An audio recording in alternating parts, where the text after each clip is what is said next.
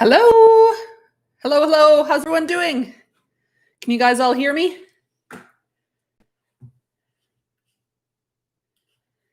Give me a yes if you can hear me. Always got to test out the tech. Make sure I'm not talking to thin air. All right, awesome. How are you guys doing? Thanks so much for joining me this Monday morning. How are you guys?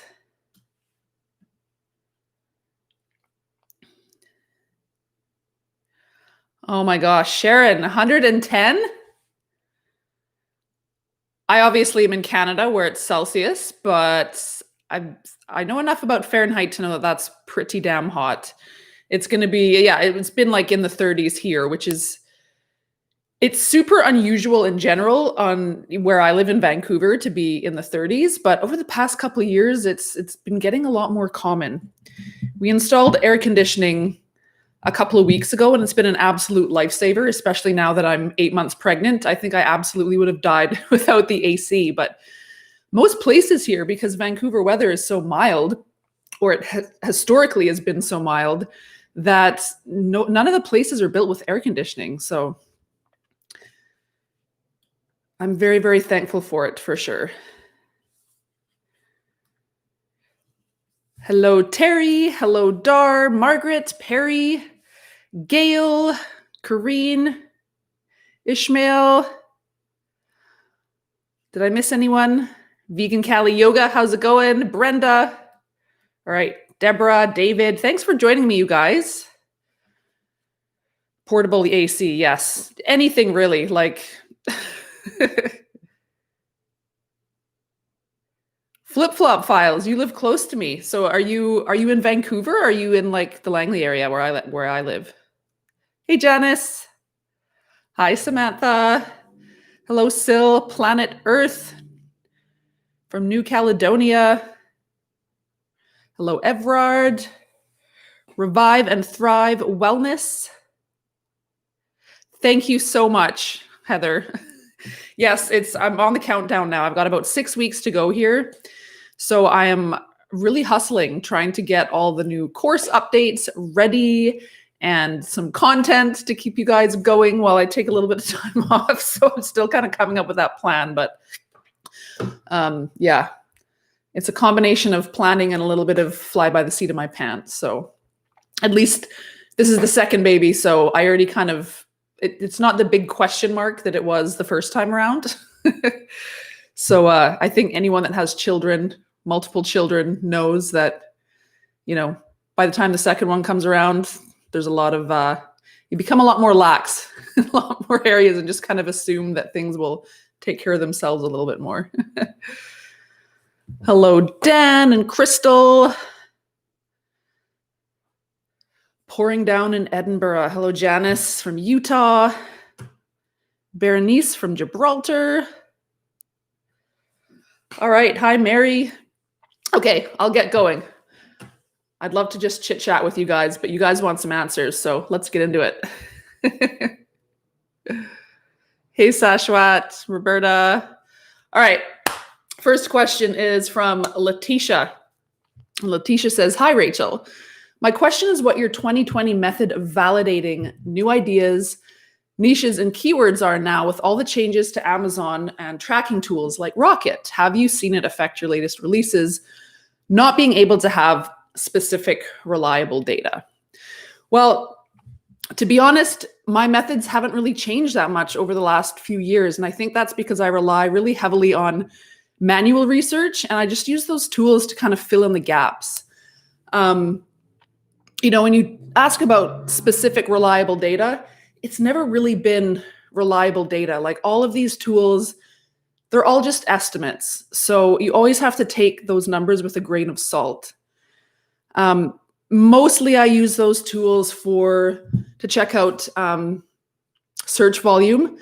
And again, they're just estimates. And I've tested a bunch of tools, right? So I used to regularly use Merchant Words, tried Keywords Everywhere, and obviously now I use Publisher Rocket. And if you check out the same keyword on all three of those tools, you're going to get vastly, vastly different results. And it's just because they all have their own, proprietary algorithms that they're using to generate these estimates. And they're just that. They're just estimates. So I try not to rely too heavily on that. I try to just get like a ballpark search volume and kind of just go from there. And I like Publisher Rocket because not only am I getting, the estimate on the search volume, I also use it for category research as well. So that's basically what I use tools for. Also to find lists of related keywords really quickly. It just speeds up the manual research process. So what I'm using tools for is basically, finding lists of related keywords a lot quicker than I would with just manual research. Search volume estimates in relationship to one another, category searches, and just like assessing category competition. So that's kind of where the tool comes in, but I lean really heavily on the manual process. So that really hasn't changed for me as much. I'm on Amazon looking at the quality of the competitors. Can I design something that is objectively better than what's already out there? I'm looking at the numbers of reviews. Do all the first page search results have 50 plus 5-star reviews? Like that's going to make a difference whether I decide to pursue that or not. So that's kind of the manual portion of the process that I kind of rely a little bit more heavily on. Let's see here. Let me consult my notes in case I missed anything here. Oh yeah. I mean, most of the videos on my channel that talk about my manual research methods, those are still valid. In my course, I've come up with some cool over-the-shoulder series updates. So you're going to be able to see me go over my entire process kind of from start to finish as I test out an actual idea. So I'd covered that all in my lessons, but people had wanted to see like an actual over-the-shoulder example. So I've taken one of my ideas and just gone right from validating that idea to choosing my keywords, using those tools, coming up with my keyword strings, my title information, all of that. So that'll be a cool thing to check out. You can actually see my process from start to finish. And that will be, I've already done the video, so I'm just kind of updating it now, but that'll be part of my course for any of you guys that are in my course right now. You'll be able to see those updates within the next couple of weeks. I'm just waiting for the edits to come back. So I hope that answers your question, Letitia. I'm not sure if you're here with us today, but I'll move on to the next question here. Next question, and guys, sorry if I sound out of breath. Like I'm starting to get really big. Like even just going up a flight of stairs now, I'm like out of breath because everything just gets pushed up and your lung capacity shrinks. So I feel like I'm like huffing and puffing here, and I hope I'm not like breathing heavily into the microphone. I totally feel like I am, but I just thought I should explain that. All right, next question is from Deborah. And Deborah asks, "Hi, Rachel. Thanks for answering our questions. Just wondering what happens when different search tools give you very different data. Who do you trust? Or if there's a manual method you always fall back on?" So this essentially, I've kind of just already answered that with Letitia's question. All those different search tools, they all give really different results. And if any of you have done a cross-reference, like just taken that one keyword and done it across 3 different tools, like I mentioned, Merchant Words, Keyword Everywhere, Publisher Rocket. I still haven't tried out Helium 10, so you guys can pipe up with that if you want. You're going to get like wildly different results. So what I have sometimes done is I've just kind of figured out the average between all 3. But sometimes I find that just to be too much work, and you're still just kind of left with an estimate, right? So again, I take all of those results with a grain of salt. I rely mostly on the manual research method that I already kind of outlined. And then I've got videos on my channel. And I just kind of use them as one small piece of the puzzle to just get like a general ballpark. And again, the main thing I'm using tools for is just to quickly generate that longer list of keywords. You type in whatever keyword you're looking for and you get all the related ones pop up instantly. So that I find really helpful. And then you're just getting like the ballpark search volume. That's why, my metrics of numbers are never exact. It's like you want at least about 1,000 searches a month. And you don't know if it's exactly 1,000 because they're just estimates. So all of those facts and figures that I toss around, like get at least 1,000 searches per month, and like it's just estimates. So, sometimes I'll go as low as 900 or 800, or obviously higher than that is totally fine. But don't feel like you have to cut yourself off at like certain thresholds because, like I said, they're just estimates. And then Deborah also wants to know, for someone who's just starting out, would you recommend to try out a bunch of different types of low content books and publish 2 to 3 in each type that are niche down, or pick one type and publish 2 to 3 in each? So, and then she says type being like Sudoku versus word puzzles versus planners versus logbooks, etc. So I think when you start, you want to do your research. It is going to be a little bit of a case of throwing shit against the wall and seeing what sticks a little bit. Like when I first started, I published 10 to 20 dot grid journals and 10 to 20 line journals. And then I got into planners a little bit down the road, and I did, 10 to 20 guest books. So I'm kind of like trying all these different niches, kind of one after another. And then once I've got some data after a couple of months of sales, I'm looking back and I'm going, what worked here? What didn't work? For me, I've probably sold like 10 notebooks in 5 years. Like I just never got any traction with notebooks. I had some great success with dot grid journals at the beginning, but then that kind of tapered off. And for me, over time, it's been planners. That's where I personally have found the most success. But I may not have found that if I hadn't have tried out all of these other niches as well and just kind of looked at them in relationship to one another. So I think in the beginning, you've got to do a lot of experimenting. And like I said, it is a little bit of a case of throwing shit against the wall to see what sticks. I think the main thing you want to do is, like, if you're doing 10 to 20 notebooks, 10 to 20 planners, 10 to 20 guest books or whatever, when you're doing those 10 to 20, make sure there's a broad range of design options within each of those. So think about the specific audiences, like, okay, I'm going to do some guest books, or I'm going to do some planners here. How many different audiences can I do planners for? I could do, corporate execs. I could do a planner for teenage girls. I could do a planner for, like senior Christian women. Like, try and niche down in your mind within the type of book and think, okay, I'm going to do 20 planners. How many different audiences can I create for within that type of book? And then you can kind of get a sense of like which audiences which audiences that you can design for that you have the most success with as well. So I think that's really important. You want to try out multiple different types of books to see where you have the most success.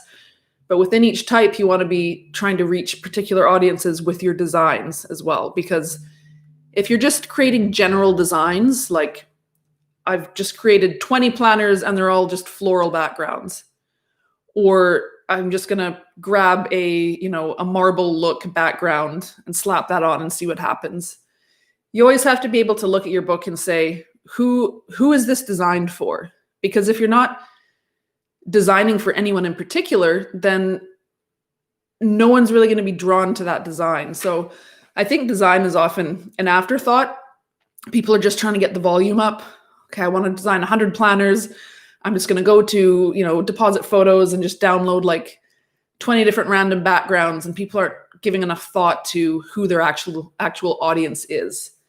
So I think you want to consider that, especially in the beginning, so that you can figure out like who your audience is, which audience you have the most success with, and which type of book.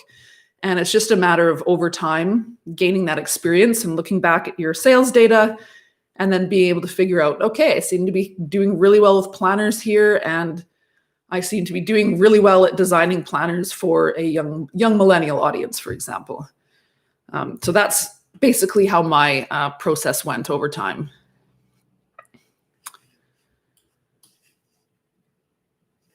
All right, guys, sorry, I'm going to miss a lot in the chat here as it scrolls by, but I will come back to you. I just want to make sure I get all the questions answered here. Deborah, I'll just answer yours because I'm looking at it right now. My course is going to be available again in, what are we at now? We're at, oh my gosh, where did August go? We're 17th of August. So my cutoff date, I'm hoping my last day of like kind of work, I guess, will probably be September 10th. So it'll be before then.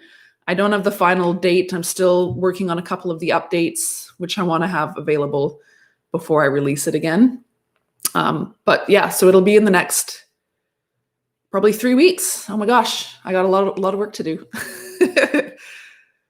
Okay, next question is from Sumit, which is actually my brother-in-law's name, but he spells his slightly differently.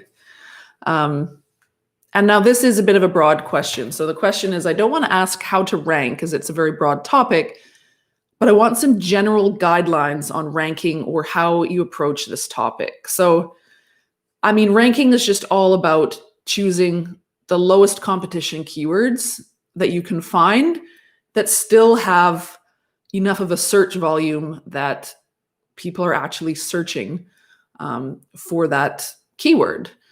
So the threshold that I use is about 1,000 searches per month. And again, the only way you're going to get search volume is by using these tools, which we already talked about, are just estimates. So that's why I say about 1,000. If you see something that's like 900 or 800 or even 700 and you want to try it, go for it. But when you're seeing search volume of less than like 500 or less than 100, to me, there's just not enough people per month searching for it to warrant that expenditure of effort. There's just not enough people searching for it. So I like to say about 1,000, then I know that there's a fair amount of people actually looking for it every single month. And then it's about looking at the competition. So again, you want to look at the quality of those books on the first page or two and ask yourself honestly, can I design something that looks as good as or better than what's already here? Because people, they do judge the book by its cover. That's whatever type of book they're looking for, they are going to buy it based on the cover design. So if there's a wall of gorgeously designed books on that first page or two, you have to feel confident that you can design something that will stand up against those books. Like, you can't just throw something together quickly and hope for the best. You actually have to look at those covers and say, okay, these are really good. Am I up to this task? Like, can I actually compete with these books? And if you think you can, then, from there, look at the reviews. How many reviews do they have? Do they all have like 50 plus 5-star reviews? That's going to be really hard to gain traction.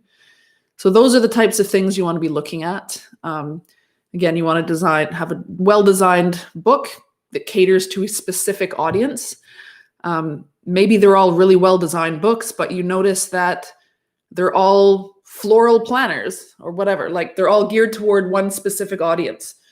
So maybe your way of competing is, okay, these are all really great books, but I'm seeing that there's no books that fill the need for, I don't know, like teenage boys or whatever, right? So you may well have a wall of high quality books, but maybe there's an audience there that you could represent that isn't represented. So think about those things as well. But in order to rank on that first page or two, you've got to have lower competition keywords. That's kind of the only thing that's going to get you on that first page. And use those lower competition keywords in your title, because that will make you more likely to rank on your first page.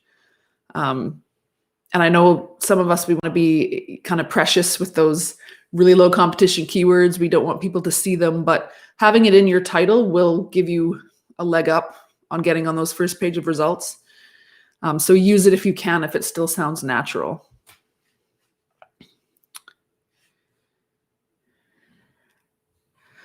Hello, Hungry Banana. Every time you join me, I have to say your name out loud because I find it so hilarious.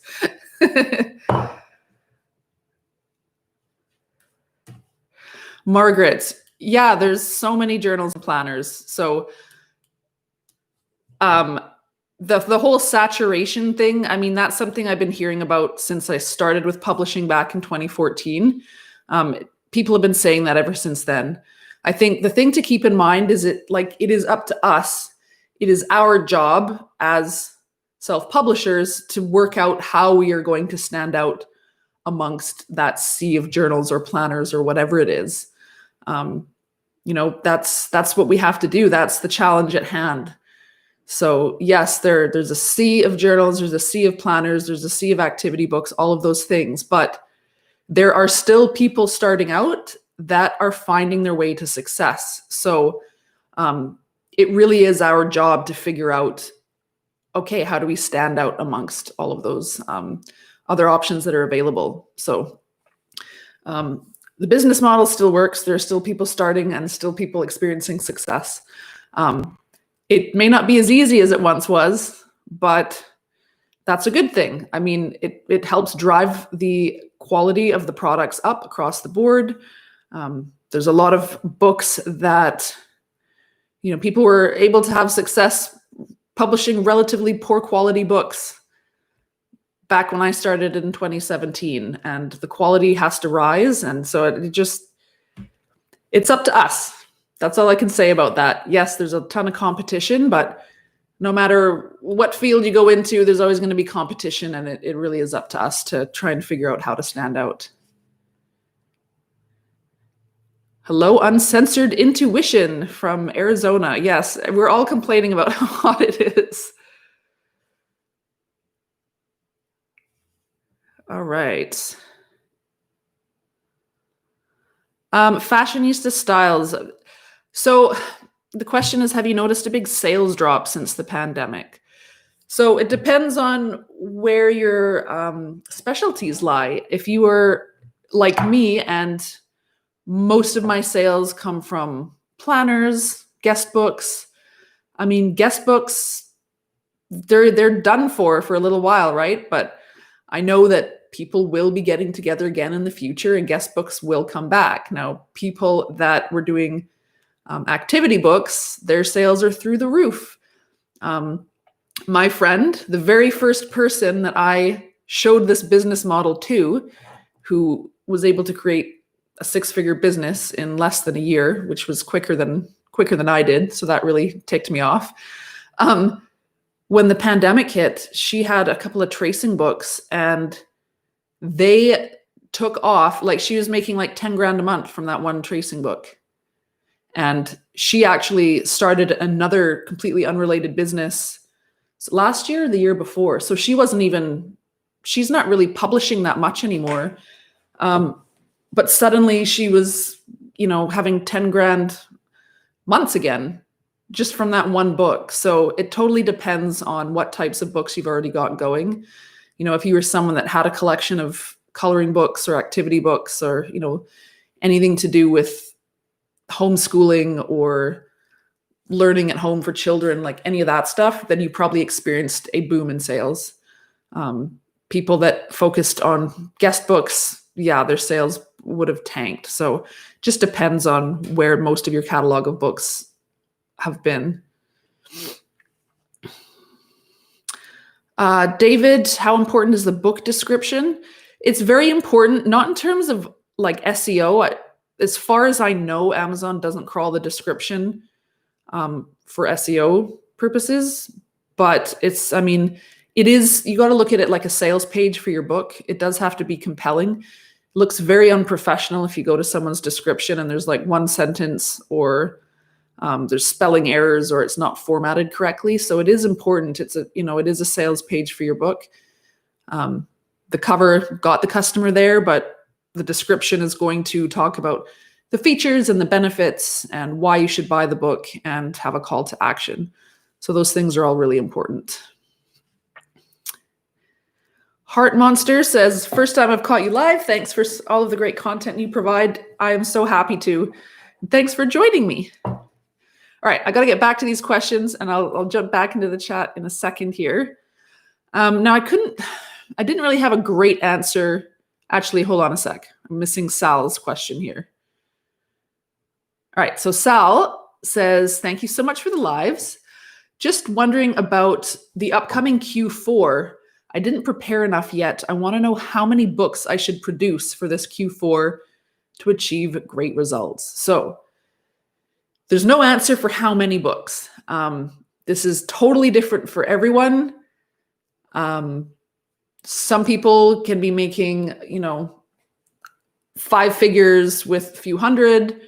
And then I've also heard many, many tales of people with 2,000 plus books that are making like $500 a month. So there's no answer for that. What I will say is if you're focusing just on sheer volume and how many books, you tend to focus less on quality because it's like, well, I've got to produce 200 books this month. So how can I get those done as quickly as possible?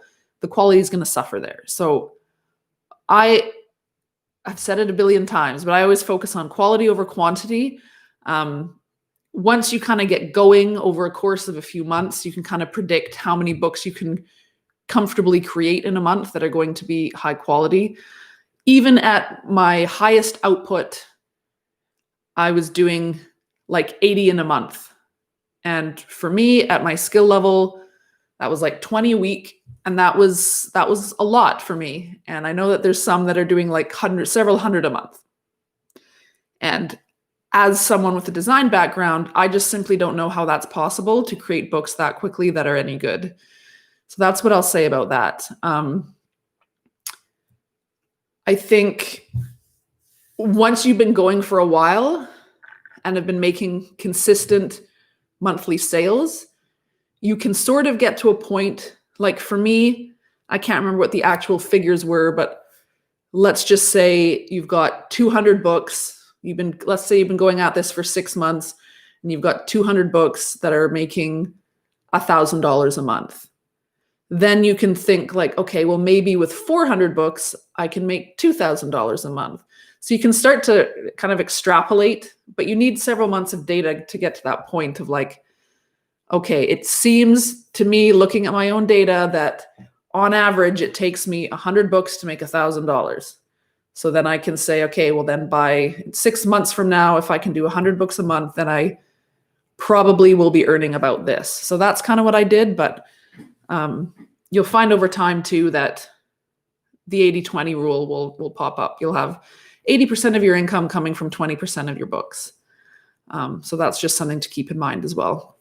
So the better question I think here is, what will consumers be searching for in Q4 and how can I meet that need?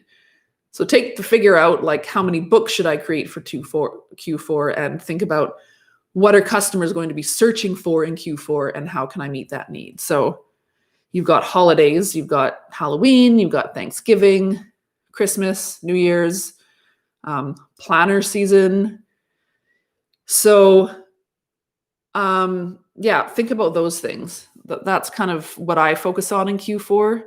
Honestly, I've never really focused much on Halloween. I've always kind of just let that one slide. So if anyone's had success with Halloween themed books, go ahead and give your experience. I don't think I've ever published anything to do with Halloween. I don't always get in on those seasonal trends, but I know some people really go hard on them and have some success. For me, Q4, like I said, my thing's usually been guest books and planners. Guest books, a little bit out the window this year, depending on where you live and what your regulations are with the pandemic. But for me, I always focused on like Christmas party guest books, New Year's Eve party guest books, that sort of thing. And then, of course, it's gifting season. So it doesn't have to be holiday themed.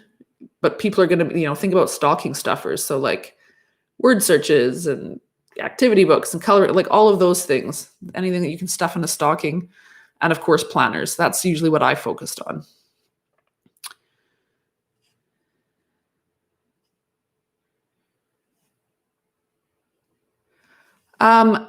Lamine, what is the best niche right now? I don't think there is like a one best niche. I think probably the one that's the hottest sellers right now, I think, are activity books, coloring books, anything that can keep a child busy while they're at home and their parents are still trying to work. Now, having said that, it's also probably one of the most competitive niches right now. So you really have to have a good angle on that. But in terms of figuring out what that best niches for you might be, that's where your own research has to come in. And it's kind of up to each one of us individually to kind of find those up and coming niches that no one else has really tapped into yet. It's great to cash in on a trend if you can closer to the beginning. Like it may be a little tricky to get into activity books and things like that right now. But again, like I was mentioning earlier, even when saturation occurs, it's kind of up to us to find out how we can stand out and see if there are any sort of underserved sub niches within that or audiences that aren't being represented. So Doris wants to know, I'd like to get to know more coloring book artists. Do you have any ideas? So, I mean, for me, whenever I'm looking for something like this, I'm just literally going online and looking up, like in this case, coloring book artist communities. So you could check out sites like maybe Behance or DeviantArt. You can check out groups on Facebook. But this would just be a Google search for me. That's how I would do it. So I don't have any like specific communities in mind here, but just do a Google search and look at those online artist communities like DeviantArt, Behance, stuff like that. All right. Sherry wants to know, is it a good idea to create a website to go along with our low content books? Is there any advantage in creating a site to promote our books on Amazon? So I would say it can be, but I wouldn't focus on this in the beginning. Like if you're just starting out and you've just come up with a pen name, I think some people get too bogged down because they're almost procrastinating on the research and the creating of the books because they think that, well, first I need a website, then I need a brand name, and maybe I should register as a business. And don't get far off track in that direction. This is something that you can do once you've created your pen name or pen names, and either your one pen name or one of your pen names starts to generate some regular sales. Because the only real reason to create a website, yes, it's nice to have, your little address on the web for your little book brand, but no one from Amazon is going to be going to your website. So it's got to work the other way around. So the reason you would have your own website for your book brand is to drive traffic to Amazon. So when you create that website, you've got to kind of come up with a way to drive traffic to your website, because the website should be driving traffic to Amazon. So you've got to think that through. Like if you create this website, like what are you using it for? If it's to drive traffic to your books on Amazon, then you have to figure out a way to drive traffic to your website. So whether that's through advertising, whether that's through SEO, like maybe you've got a blog on that website, or maybe you're using Pinterest to drive traffic to your website. You've got to figure out a way to drive traffic to that website so that it's actually a tool that's driving traffic to Amazon. So I think that would be the main reason, because I don't think you're going to get many people going to your website. Like I know a couple of, like I've never done this, by the way. So I've got a couple of friends that publish, they've got websites. They don't really do anything in terms of driving traffic. And they've said that it hasn't really helped them at all because, they don't get enough visitors to it because they're not really doing anything to drive any traffic there. Now, I think this is completely different if you already have an established online presence. So you already have a little bit of an audience. Maybe you work in a specific field or niche where, that's where you're creating all of your low content books around. I know there's a few people in the group that this is true of. They're either artists or they're in some sort of niche or field where they already have an online presence and a little bit of an audience. And I think this is something that would be really great for someone in that position. Do any of you guys on right now have your own websites devoted to your brand name, and how's it worked for you?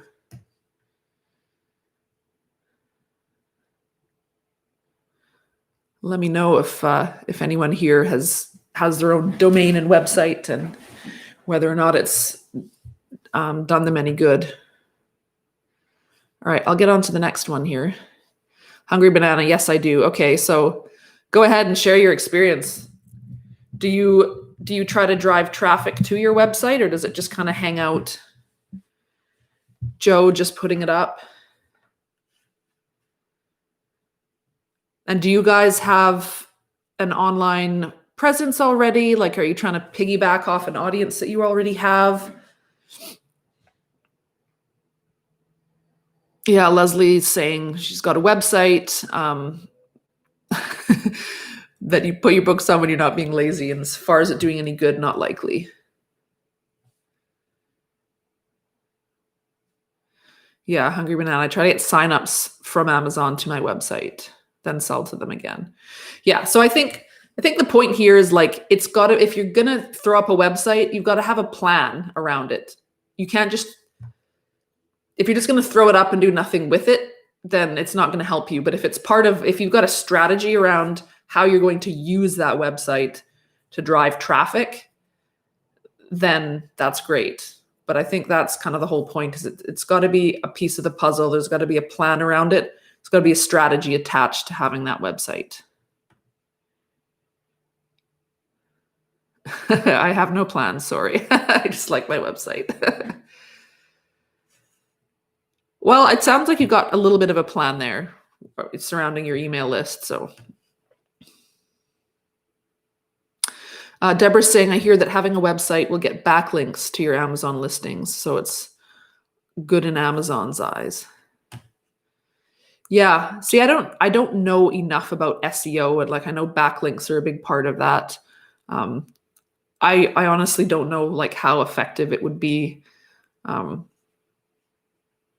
So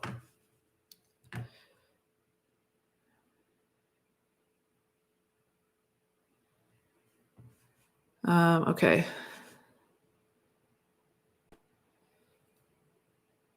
Yes, Harmony is saying Amazon doesn't allow book ads to refer to swear words. Yes, that's true.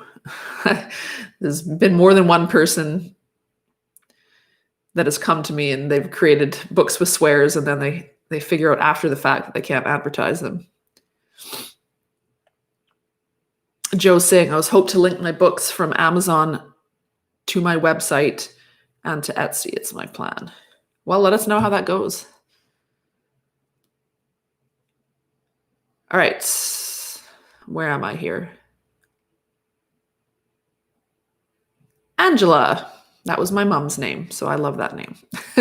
Hi, Rachel. Thank you for all your input. Please, can you explain about the other Amazon marketplaces? Do you need an account for each one? Do you publish your books on each one separately?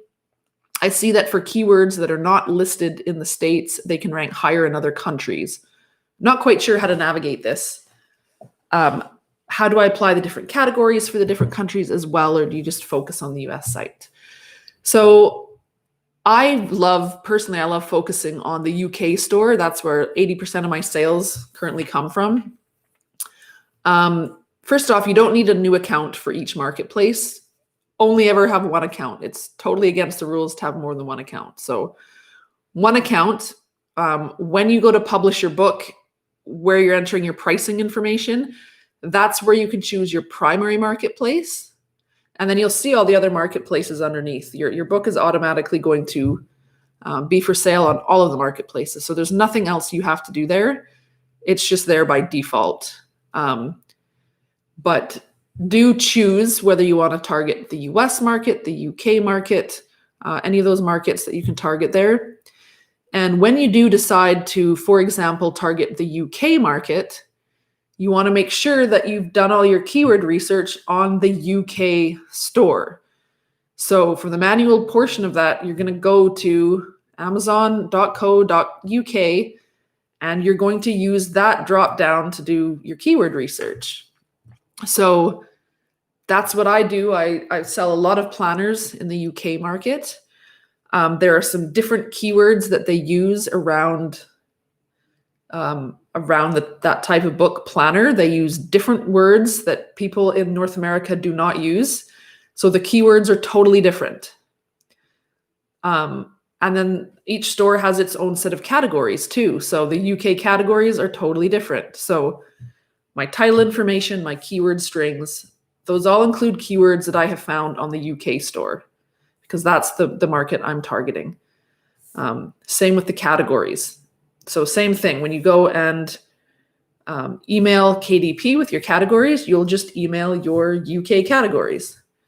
And then when I publish, I choose UK as my primary store. So that's how I target the UK market.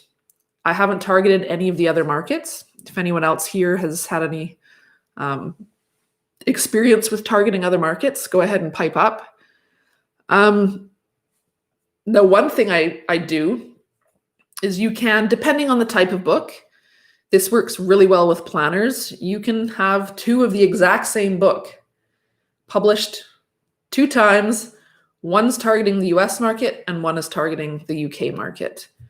The books look completely the same, but for planners, like the US planner has all the US federal holidays and the UK planner has all the UK bank holidays. And then the US book has all the US keyword research. The UK book has all the UK research. It's essentially the same book, but it's been targeted to do 2 different markets. So I have done that with much success over the last couple of years. And now I'm just at the point where most of my planners are actually selling in the UK market now. So that is how you target different markets.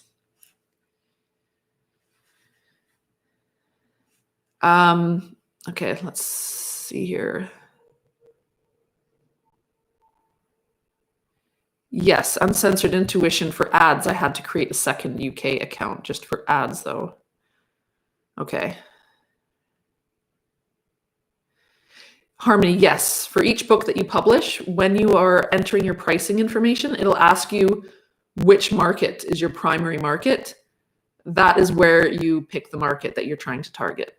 So it's set to the US one by default, but you can click through and choose UK if you want. Maria, Halloween books, like I said, I haven't really done anything with Halloween books. I think if you're going to publish them, now is the time. What are we at? Well, August. Yeah, I think by September, like beginning of September, I would probably have any Halloween books up.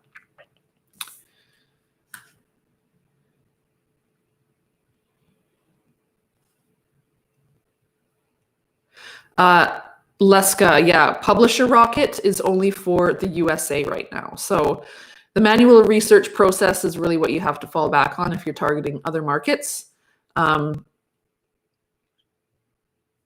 Anyone use Helium 10? Do they allow you to look at the UK market, other markets other than the US? Merchant Words, you can look at keywords for the UK market, but it's at a separate pricing tier, and it was absolutely ridiculous. I remember when I was using Merchant Words, that was like $9 a month, but if I wanted to include UK, it went up to like 60 or something.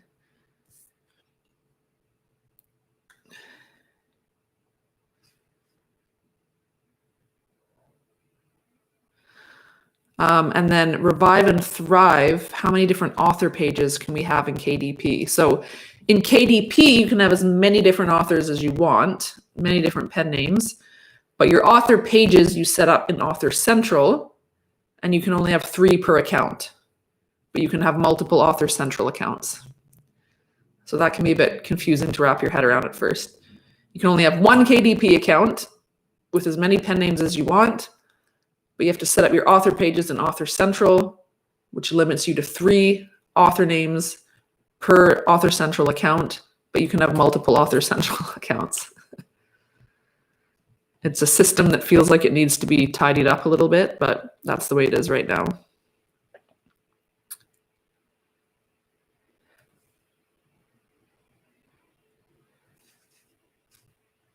Helium 10 supports all marketplaces. Thank you. Seme, am I saying that right? Sorry if I'm not. Let me know if I'm not. Okay, that's good to know. Helium 10 has reached out to me to go over their software, so I think I would love to do that because I haven't checked it out at all. And I get a lot of questions about it. So, Scene, hope I'm saying that right. Pen names can help in ranking if they contain a keyword. So I've always used keywords in my author names. Over the past couple of months, I've been noticing tons of people in my group having problems with that. They're getting their author names rejected because there are keywords. Now, obviously, I don't get to see what their keywords are, so it might be a matter of them just being too conspicuous. But it does seem like they're starting to crack down on using keywords in author names. So for me, it was hugely helpful in the beginning.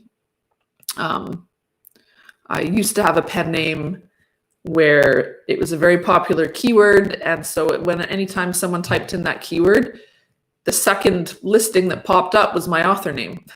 So that was obviously hugely beneficial because that it was like the second result was my author page. So people could go there and check out all my books. I don't have anything like that anymore, unfortunately. And I haven't come up with any new pen names in the past year, I would say. Probably about a year ago was the last time I created a new pen name. And I was able to stick a keyword in there, and I'm still not having any problems with that. But I know that more and more people are seemingly having more problems with sticking a keyword in their author name. So if you do have a keyword in your author name, yes, it can definitely help you rank.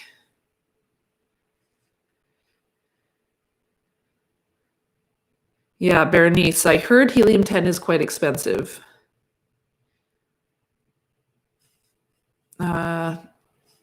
Okay.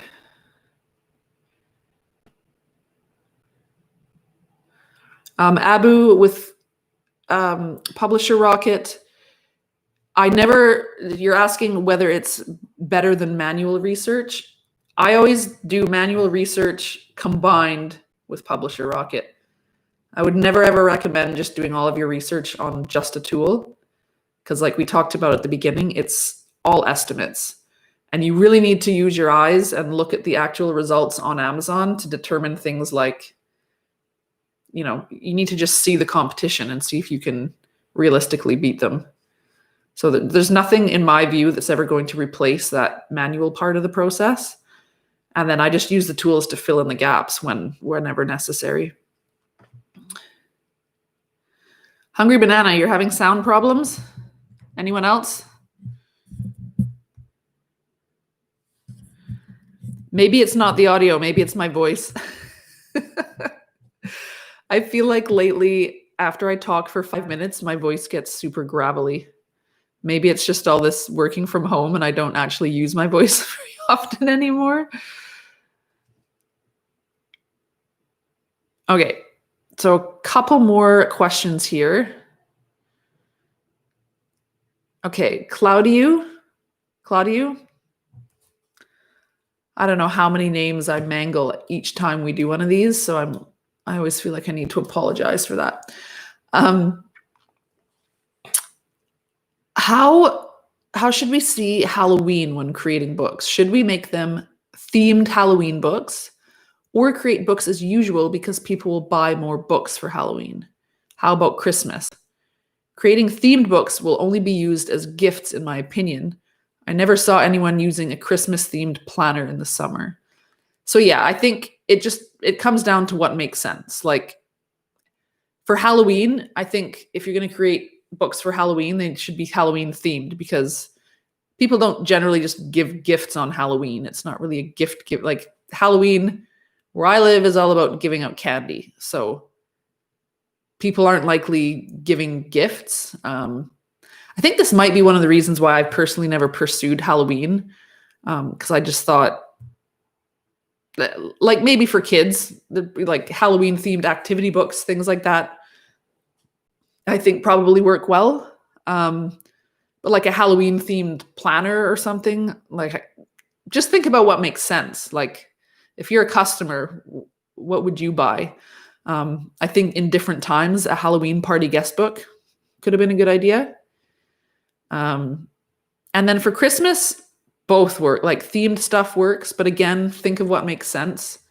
Like a Christmas themed planner doesn't really make sense, but a Christmas themed guest book does. Or Christmas themed activity books that people are doing over the Christmas holidays. That kind of stuff makes sense. So just think about what makes sense and what doesn't make sense. And just do some experimenting. That's what I would do. All right, and this is the last question on my list here.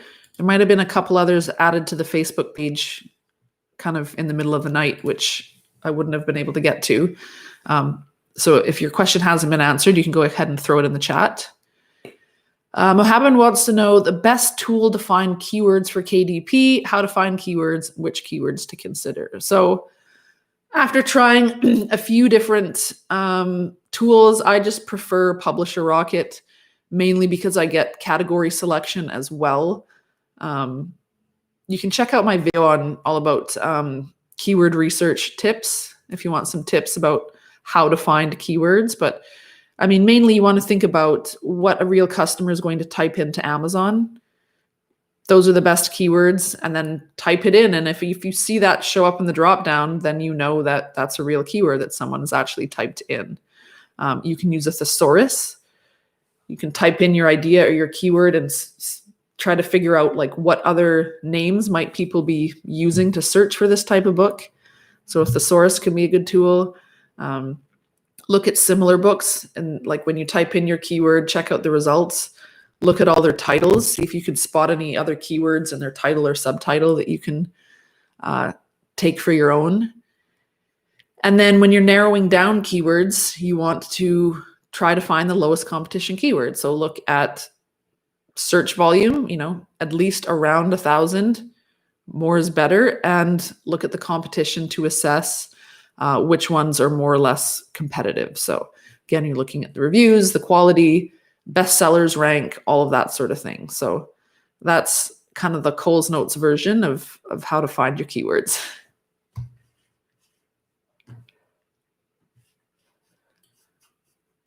All right, let me get back into the chat here.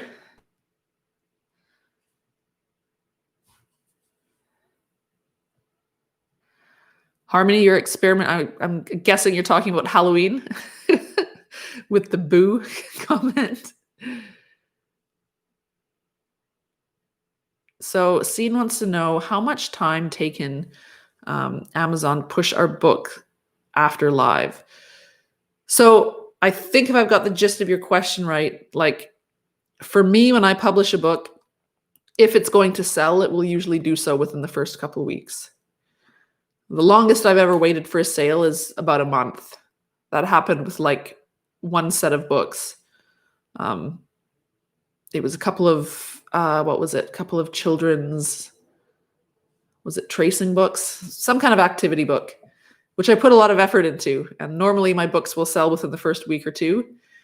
These didn't. So I thought, okay, great. Those are giant flops. And then they started selling like a month later. But that's kind of the longest I've waited. I've heard one or two people say in the group that it takes like up to 2 months to index. I don't see that happening. Like my own experience, I just don't. For me, if my books are going to sell at all, they'll sell within the first couple of weeks. And if they haven't sold by then they may pick up 1 or 2 sales each month. But usually, if I haven't seen those sales within the first couple of weeks, it usually means that book just isn't going to sell. Yeah, edible candy book. That sounds pretty good.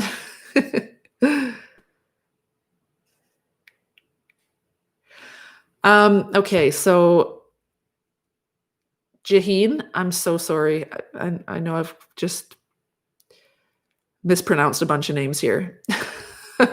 I'm always doing my best though. I want to know if we can use pictures of trademark, but without using the name of it in any keywords like Pokemon or Harry Potter. No, because the artwork will be trademarked as well. So you never ever want to do that.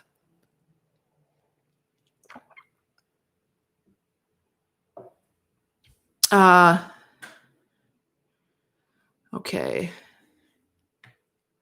Cheryl, will your new class content be available to previous students? Yes. Any updates that I do are they're just included. So if you're already a student, if you've already got Low Content Profits Academy, you will just see these updates magically appear, and I'll send out an email to let you know when they're all available. So I think there's going to be, is it 4 or 5 videos in the Over the Shoulder series that I talked about earlier. And I'm going to have 3 lessons all about email marketing. So how to set up your email list, how to use your email list, creating a freebie, and then also how to create a street team so you can generate reviews for your book within the first few days of publishing. So those are 3 new lessons. I've got another lesson on cover design, so that's going to be there as well. What else? I think those are the main updates that are going to be included. So I've pretty much shot all the lessons now. I think I have shot all of them. So I'm just doing the edits, and they'll be available within the next week or 2. So I'll send out an email.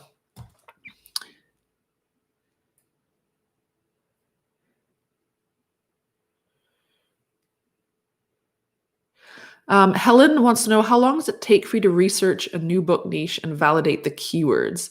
Are we talking hours or days? So this is going to be something, again, in my course. I'm going to be showing my exact process for that. That took me to shoot those. So I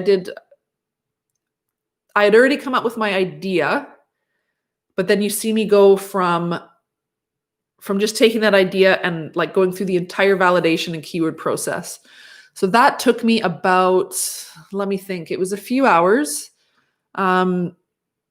probably 2 to 3 hours to do my research. So definitely not days. I mean, you can drag it out over days if you want to, but if you kind of sit down and you've got your idea and you want to take it, just sit down and go through the whole process. 2 to 3 hours, I would say. If I'm kind of exploring a keyword that I already have some knowledge around, it could be in as little time as an hour. Or if I'm just like updating some keyword research, but if it's like a brand new idea that I have no experience with, and that's what I did for my videos. I took a completely random idea that I'd never done before. Then yeah, probably a good 2 to 3 hours. Maybe even 4 if you include like narrowing, like creating my keyword strings and my title information and all of that. But yeah, not days. Anu, yes, I'll be releasing my course again. Probably 3 weeks, 2 to 3 weeks. I'm on a deadline now. I've got a baby coming, so I can't mess around. So that's my deadline. Jet Life, if you work on a certain niche, is it better to do 5 variations of that book rather than just doing only 1 book for that niche? Yeah, but when you say variations, make sure that they do look like unique books. Like, don't have it be the same book and you've just done it in 5 different colors. That's not really going to help you. And I have tried that. I've done that like a couple of years ago. It's very spammy. I get super frustrated if I go look up a keyword and then like there's just 4 pages of the exact same book in every color of the rainbow, and it doesn't really do anything for your sales. So variations as in 5 completely different books within that niche, then yes.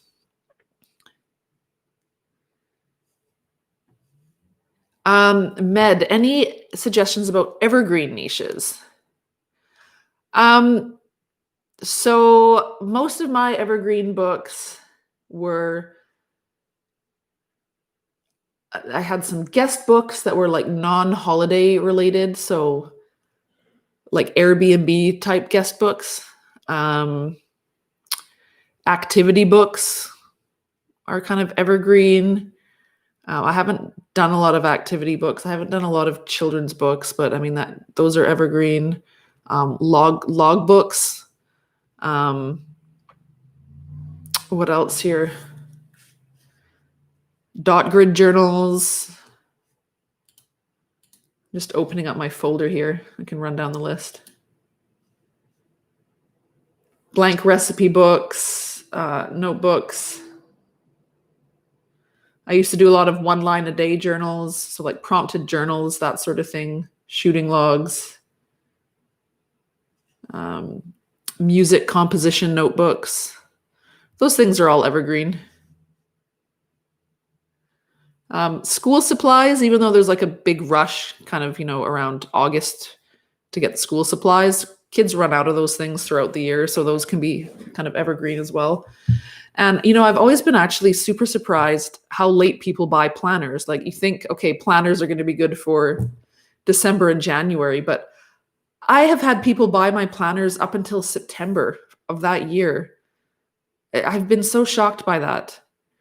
I don't know why anyone would do that, but I guess if you really need a planner, and even if it's September and the year's about to end, you need a planner, right? So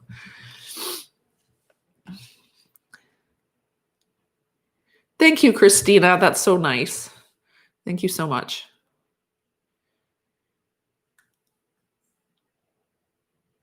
Heart Monster, in a planner niche, is it usually better to follow the trend for interiors, or is it worthwhile to add additional pages? I think it's great to customize as much as you can, but if you're going to add stuff, don't do it arbitrarily just to add stuff. Think about like what would a customer actually want in their planner? Like, does it actually make sense?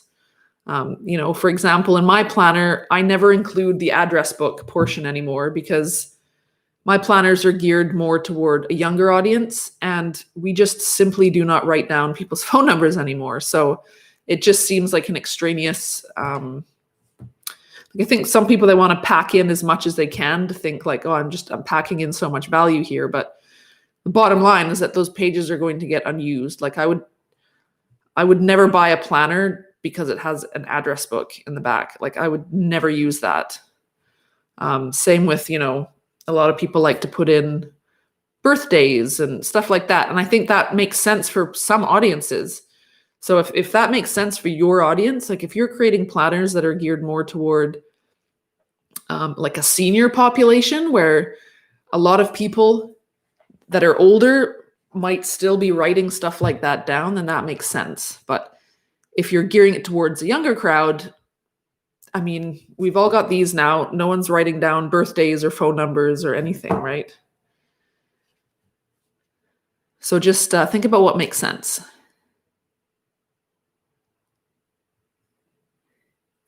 Uncensored intuition, hobby related, is evergreen. Yeah, that's true. Thanks, Janet. You are so welcome.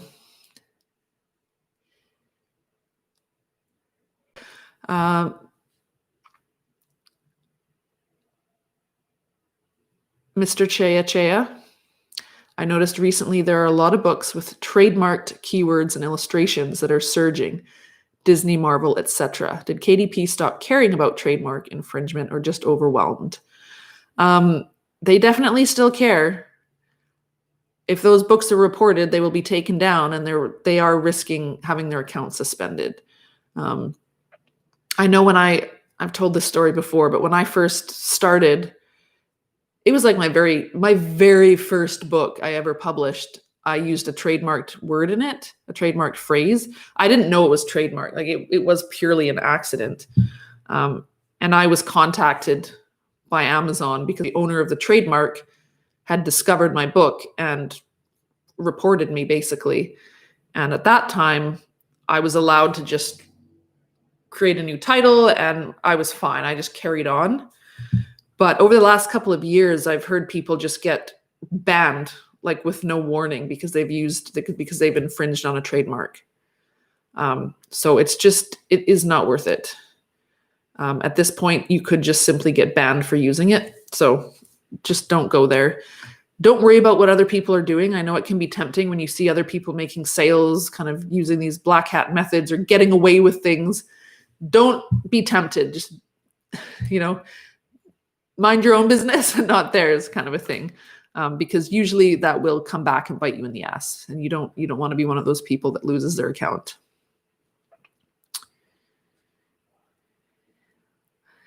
Terry says, thank you for all your content. I've learned so much. You are so welcome, Terry.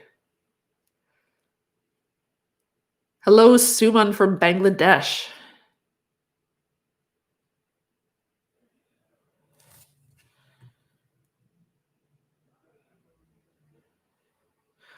All right, guys, have I missed anything here? I'm going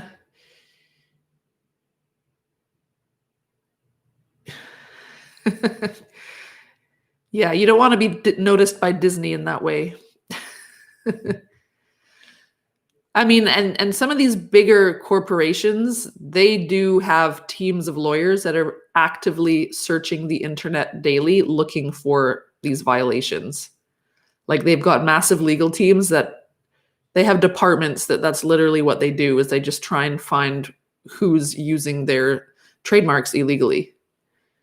Now, it's not likely that they're going to turn around and sue you for $10 million, but the best case scenario here is you get your account banned. So I just wouldn't do it.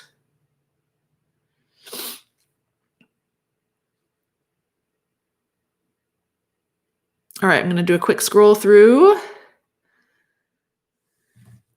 And then I think my husband is patiently waiting to get back in. We share an office, so...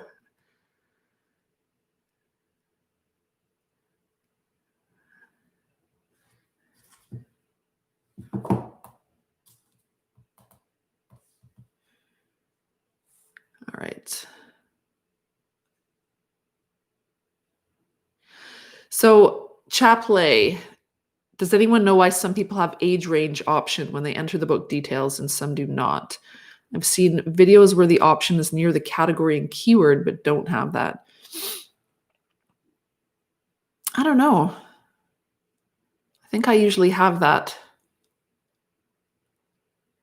What I do know, just tangentially here, some of the, like if you're going to use any of the children or teen categories, I think you've got to have your age range selected. That's just as a side note there. Yes, Hungry Banana, like Tony Robbins, who has people looking for bad comments about him. Yeah, that's so true. It's really difficult to find any negative comments or reviews about Tony Robbins online. Like next to impossible.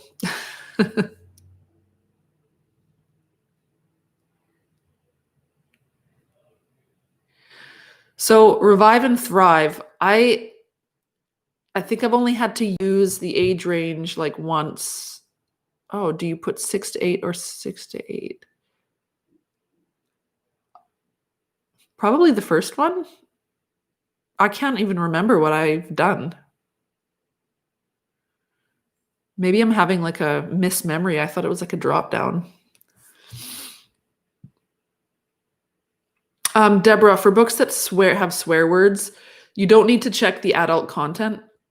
That adult content box, you only need to check that if it's sexual content.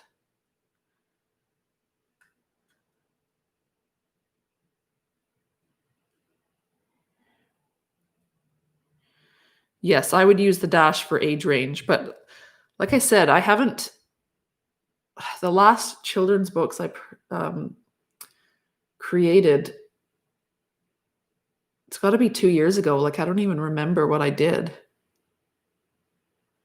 I can't even remember what I did last week, let alone 2 years ago. Does anyone else here regularly publish children's books that can give an answer to that regarding the age range? for some reason, I'm remembering a drop down, but I don't know if that's changed or if I'm just misremembering that entirely. Shamika, any strategy you follow to test brand new ideas? I just do the research and create.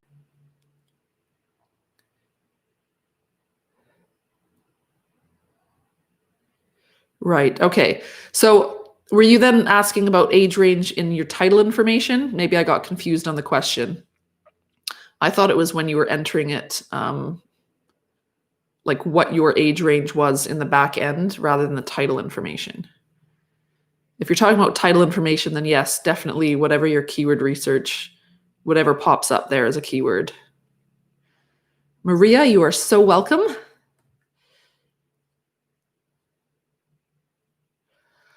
Okay. So yeah, I got your question. I misunderstood your question then. Yeah, where you're typing in the keywords, yes, it's whatever you come up with in your keyword research. If 6-8 is what you're finding in your keyword research, then that's what you would type in.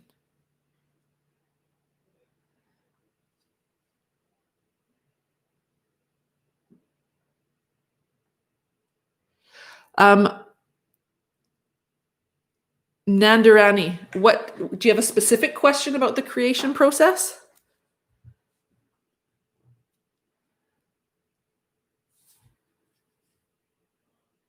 And if there's a final 1 or 2 questions here, and then I'm going to have to get out of here.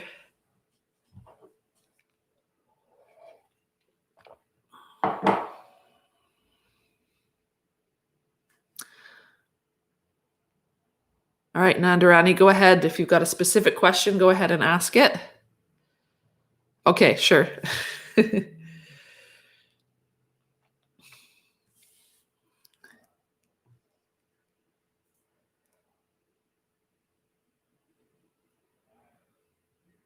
Oh, you are so welcome. I love doing these. It's so nice to actually chat with you guys.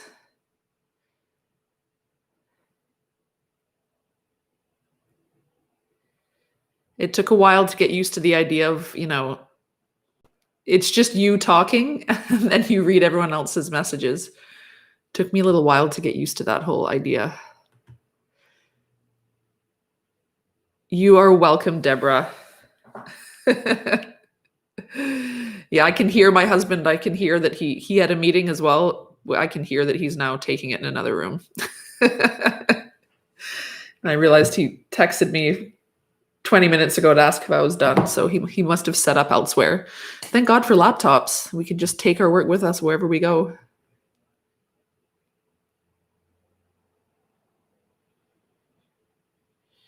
So Nandarani, when creating a book on a specific niche that works, how does one... All right, where's the rest of your question?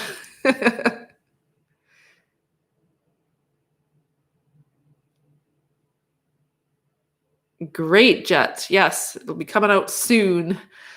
Hello, Omar from Egypt. You are welcome, Med.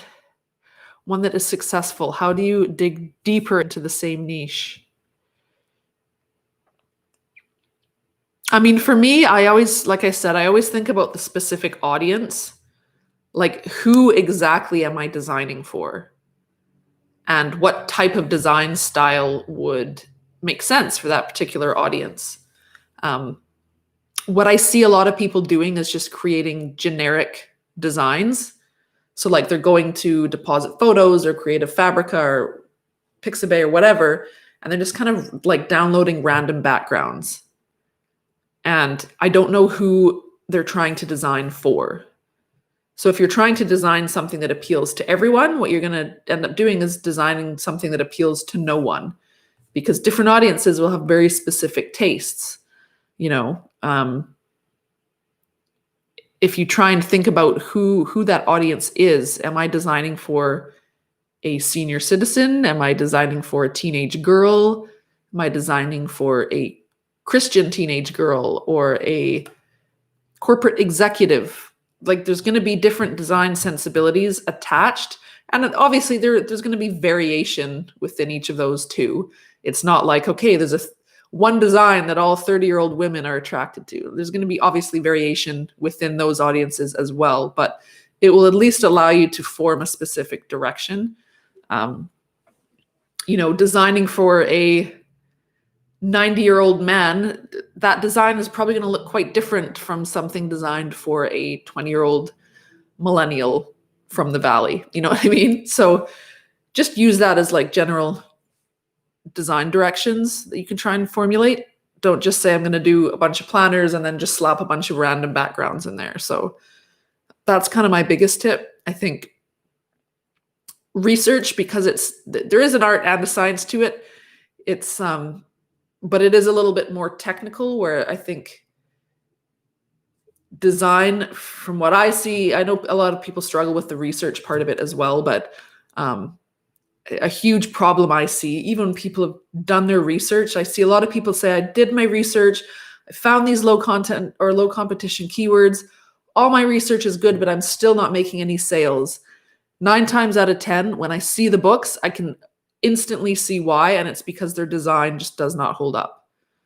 They haven't designed for a particular audience. The design just is not objectively good. And when you put it next to the competition, there's just no way. There's just no way they're going to be able to compete. So design is a skill. You don't have to be a pro. You don't have to be a professional designer, but you do have to have some skill, or you need to be working with someone else who has some skill. Because design can't be looked at as an afterthought. It is equally as important as the research portion of the process. Yes, I would. Yes, Nandarani. I would make different designs on the very same niche. So yeah, same interior.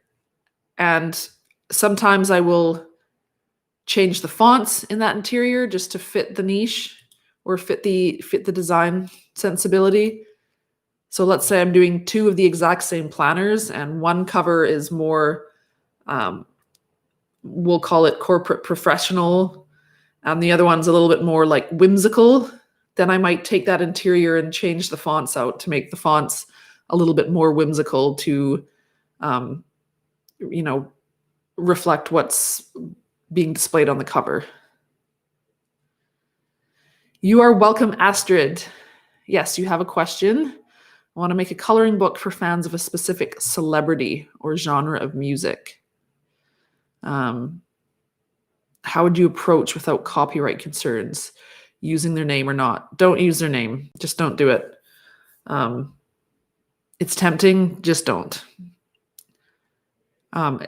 Their name, any of their songs, song titles, lyrics, anything like that, just don't.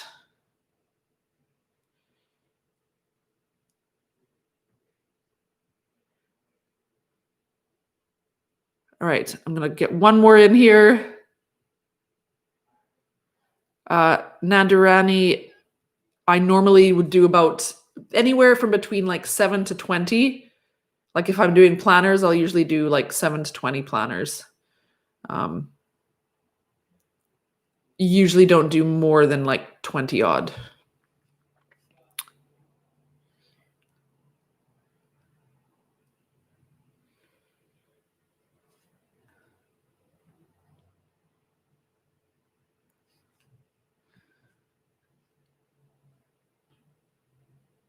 Okay, so Gayangi, is it worthwhile to create a book which has very less search results for the moment, but it is trending in the world right now? Let's say a book for a trending employment at the moment. So sometimes it is worth it to go on a hunch. I mean, if you've got like less than 100 searches, it's not likely that anyone's going to find your book because no one's searching for it. If you have a hunch that this is something that's going to pick up and there will be a trend around it, then by all means experiment. It's totally fine to experiment. You just have to know that it's just a bit more of a risk than creating books on research. Like if you've done your research and you know that there's adequate people searching and like all of your research checks out, that's less risky. But if you think there's going to be a trend, like go ahead and experiment. Just know that it's a little bit riskier, and there's more of a chance that you won't sell. But if you want to experiment, by all means, like go for it. Maria, I have done a couple of book critiques in the group before, as well as in the private course. I haven't done one in the free group in a while, but if you want to check out, I've got a couple of those videos. If you want to check out a couple of my previous book critique sessions, you can do that. They're in our free Facebook group under the video section. And then Bernice, last question. Do you use software to put the planners together? Yes, I use InDesign.